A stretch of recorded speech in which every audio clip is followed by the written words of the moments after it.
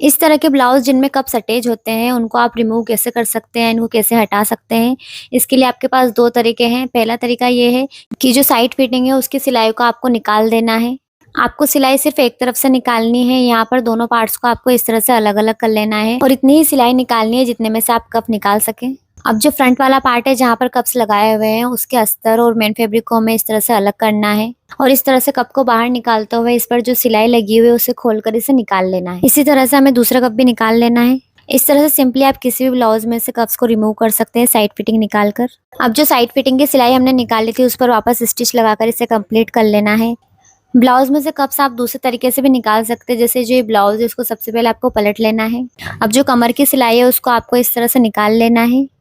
अब अस्तर और इसको इस तरह से फैलाते हुए जो अंदर की सिलाई है उसे भी इस तरह से सुई की मदद से हमें खोल लेना है। अब जैसे पहले हमने कप्स को निकालते हुए इनकी सिलाई निकाली और कप्स को अलग कर लिया, इसी तरह से इसमें भी हमें कप्स को अलग कर लेना है। दोनों कप्स रिमूव करने के बाद कमर पर हमें अस्तर वाला कपड़ा और मेन फैब्रिक को मिलाते हुए इस तरह से एक स्टिच लगा लेनी है या फिर सुई धागे की मदद से इसे सिल लेना है। इस तरह से सिंपली आप दोनों तरीकों से कप रिमूव कर सकते हैं। Thanks for watching and follow for more.